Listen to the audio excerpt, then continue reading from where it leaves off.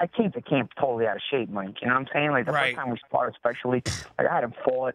You know, I hadn't barely trained. Like I got the call and I started training in a half-assed way because I got the call and I started training, but then they never got back to me, so I wasn't even sure I was going. You know, it was like, I don't know, man. I mean, if your moral victory here is you won 12 rounds at a retired fighter who'd barely been in the gym, I mean, then God bless, you know. But for a guy who's supposed to be able to achieve so much, I think at the end of the day, you're probably supposed to hold yourself to a higher standard than that or than this, you know.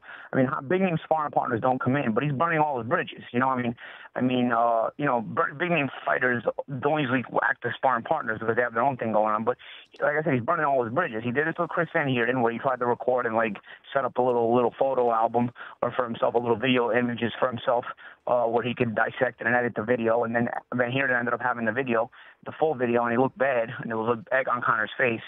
And then, you know, he did this to me, you know, but the only thing he learned from the Van Heerden experience was to make sure everybody checked their phones and their cameras at the door so that nobody else can take a sneak video or pic. Is there video? In this regard, I mean, like I said, the first time when he did it Van Heerden, I guess I didn't learn the lesson. You know, I thought, like, you know, that was probably a one-time thing for him and he learned his lesson.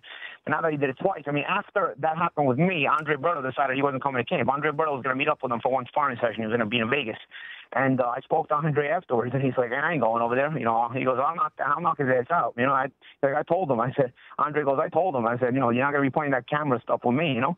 And he didn't like the answer Conor gave him. He didn't like the response Conor gave him, you know. So it was like he didn't give him a definitive no, we won't have cameras, you know.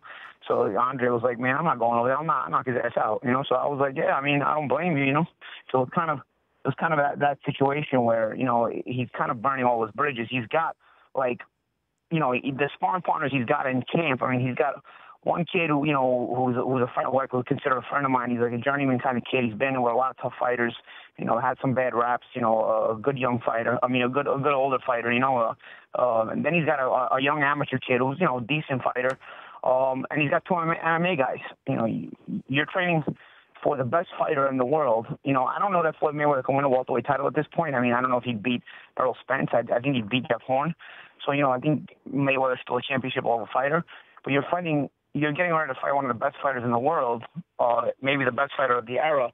I don't know if he's still the best fighter of the era right now, but he's definitely been the best fighter of his era. And you're getting ready to fight him with that kind of sparring. You know, and you can't even bring anybody else who's sharper or better anymore because you kind of burned all your bridges. The Rich Eisen Show, weekdays at noon Eastern on radio stations across the country and audience. If you liked some of that, get some more of that on the Rich Eisen Show app. Follow all the information you see right here on the Rich Eisen Show.